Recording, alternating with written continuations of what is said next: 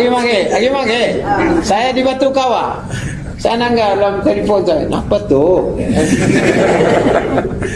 Ada orang Madana. Pepatah orang Melayu, orang putih kata, charity begins at home. Yes. Charity begins at home. Charity begins Orang at kampung home. kita lagi banyak masalah. Betul? Mana? Jadi kita tolong orang kampung dulu lah.